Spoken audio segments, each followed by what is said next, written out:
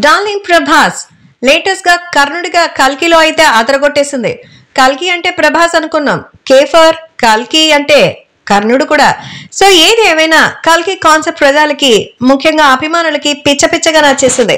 కల్కి సినిమాతో డార్లింగ్ ప్రభాస్ 1000 కోట్ల మార్క్ ని దాటేసుకుని వెళ్ళిపోతున్నారు.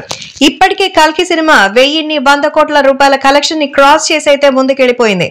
సో ఇప్పుడు ప్రభాస్ ఆ సినిమా తర్వాత లూప్ లో పెట్టినటువంటి రాజా సాబ్, స్పిరిట్, ఇంకా లేటెస్ట్ గా గౌతమ్ తిరునూరి సినిమాలు ఇంకా చాలానే ఉన్నాయి. సో ఏది ఏమైనా మన డార్లింగ్ ప్రభాస్ ఒక సినిమా 1000 కోట్ల కలెక్షన్ వస్తుంటే ఆయన రెమ్యునరేషన్ ఎంత తీసుకోవాలి చెప్పండి. ఇప్పుడు మన రెమ్యునరేషన్ లిస్ట్ కి వస్తే డార్లింగ్ ప్రభాస్ 200 కోట్ల అయితే ఆయన కోరుకుంటున్నట్టుగా తెలుస్తోంది. అయితే మన హీరో సినిమాకి 200 కోట్లు కూడా తక్కువేనని అభిమానులు ఫీల్ అవుతున్నారు. అభిమానులు ఏంటి, ప్రొడ్యూసర్లు ఇంకో 100 కోట్లు అడిగినా సరే ఇవ్వడానికి సిద్ధంగా ఉంటారు.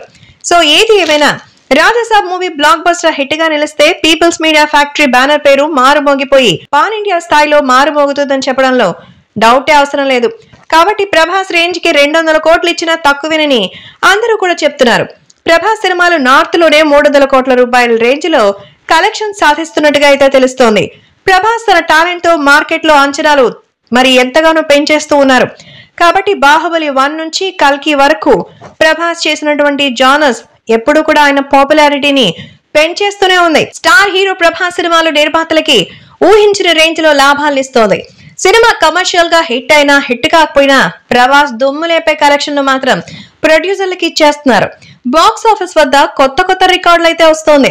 తాజాగా కన్నప్ప, రాజాసాబ్ సైతం సక్సెస్ సాధిస్తే ప్రభాస్ మార్కెట్ మరింత పెరుగుతుంది. 5 ఏళ్ల క్రితం ప్రభాస్ బాహుబలి 2తో క్రియేట్ చేసిన రికార్డులు ఇప్పటికీ బ్రేక్ చేసే స్థాయి లేదు. కానీ ప్రభాస్ క్రియేట్ చేసిన రికార్డులు మాత్రం ప్రభాస్ సినిమాలే బద్దలు కొడుతుండడం మన డార్లింగ్ వల్లే సాధ్యమైంది.